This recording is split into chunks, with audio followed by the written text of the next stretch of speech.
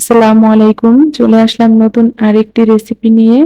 আজ আমি তোমাদের করে দেখাবো নারকেল দিয়ে পুঁইশাক। এই পুঁইশাকের স্বাদটা এতটাই টেস্টি আসে নারকেল দিয়ে রান্না করলে। তো তোমরা অবশ্যই বাসায় এটা একবার হলেও ট্রাই করবে। যদি আমার চ্যানেলে নতুন হয়ে থাকো অবশ্যই আমার চ্যানেলটি সাবস্ক্রাইব করবে। সাথে বেল আইকনে একটা ক্লিক দিতে ভুলো না। এইজন্য আমি এখানে পুঁইশাক নিয়েছি। তো আমি এই পুঁইশাকগুলোকে কেটে ধুয়ে খুব ভালো করে পরিষ্কার করে নেব এবং ডাঁটাগুলো অবশ্যই আলাদা নিতে হবে। আলাদা করে না রাখতে হবে। দেখো এখানে আমি একটা ফ্রাই প্যান বসিয়ে দিলাম। দেওয়ার পরে এখানে আমি দিয়ে দেব পরিমাণ মতো তেল। তেল দেওয়া হয়ে গেলে এখানে আমি চিংড়ি মাছটা দিয়ে দেব।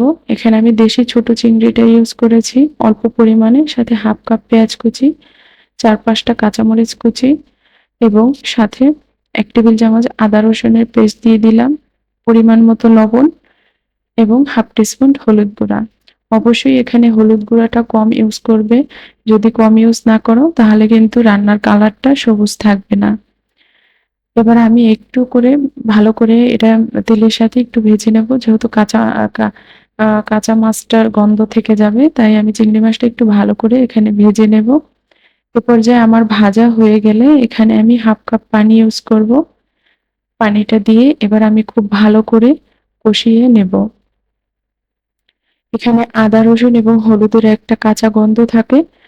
কষানোটা ভালো না হলে কিন্তু সেই গন্ধটা থেকে যাবে। তো আমি একটু ভালো করেই কষিয়ে নিলাম। অফ ক্যামেরাতে আমি ২ বার কষিয়ে নিয়েছি। কষানোটা যত ভালো হবে রান্নার স্বাদটা কিন্তু ততই বাড়বে। এবার আমি এখানে ইউজ করব আগে থেকে কেটে রাখা সেই পুঁইশাকের ডাঁটাগুলো আমি দিয়ে দেব। দিয়ে খুব ভালো করে মসলার সাথে একটু নেড়েচেড়ে মিশিয়ে নেব। দেখো আমি কিন্তু এটাকে একটু হালকা ভেজে নেব মসলার সাথে। এতে করে খুব ভালো একটা ঘ্রাণ আসবে এবং ডাঁটাগুলোও কিন্তু কালারটা একটু সবুজ হয়ে যাবে, দেখতে পাচ্ছ।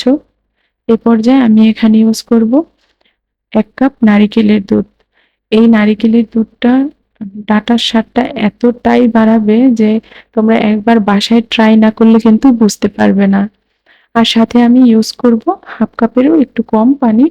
তো দিয়ে দিলাম। এবার অবশ্যই তোমরা লবণটা চেক করে নেবে। চেক করা হয়ে গেলে এবার আমি ঢাকা দিয়ে রান্না করব ১০ মিনিট। দেখো ১০ মিনিট পরে আমি ফিরে আসলাম। এবার ডাঁটাটা কিন্তু হাফ সিদ্ধ হয়ে গেছে। যখন ডাঁটাটা হাফ সিদ্ধ হয়ে যাবে তখন কিন্তু আমি আর ডাঁটাটাকে এভাবে রান্না করব না। অবশ্যই এখানে আমি শাকটা ইউজ করব, কারণ বাকি রান্নাটা কিন্তু শাকটা দেওয়ার পরেই হয়ে যাবে। তাই এ পর্যায়ে এসে এবার আমি আগে থেকে যে পুঁইশাকটা কেটে রেখেছিলাম, পানি ঝরিয়ে নিতে হবে অবশ্যই। সেটাই আমি এখানে ইউজ করব। এবার আমি শাকটা পুরোটা শাক এখানে দিয়ে দেব। শাকটা যখন দেওয়া হয়ে যাবে তখন কিন্তু অবশ্যই সাথে, সাথে ঢাকাটা দিয়ে দিবে। ঢাকাটা দিয়েই রান্না করতে হবে। এবার আমি এখানে ঢাকাটা দিয়ে দেব। এবার ঢাকা দিয়ে আমি রান্না করব ১০ মিনিট। ১০ মিনিট পরেই ফিরে এসে তোমাদের দেখাচ্ছি। তো দেখো ১০ মিনিট পরে আমি কিন্তু মাঝে একবার নেড়ে দিয়েছিলাম। এ পর্যায়ে কিন্তু উম আমার ডাঁটাটাও খুব ভালো সিদ্ধ হয়ে গেছে এবং শাকগুলোও কিন্তু সিদ্ধ হয়ে গেছে। এবার তোমরা চাইলে এভাবেই কিন্তু আ উঠিয়ে নিতে পারো। কারণ এখানে পুঁইশাকটা একটু ঝোল থাকলে ভালোই লাগে খেতে। আমার কাছেও পুঁইশাকের ঝোল অনেক ভালো লাগে।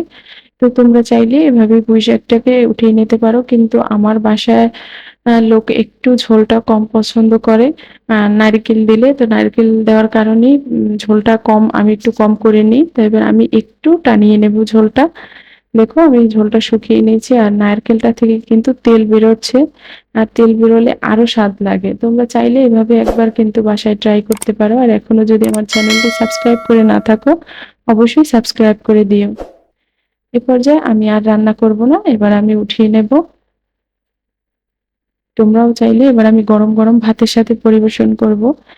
উম তো আজকে এখানেই শেষ করছি। দেখা হবে আবার কোনো নতুন রেসিপি নিয়ে। আসসালামু আলাইকুম।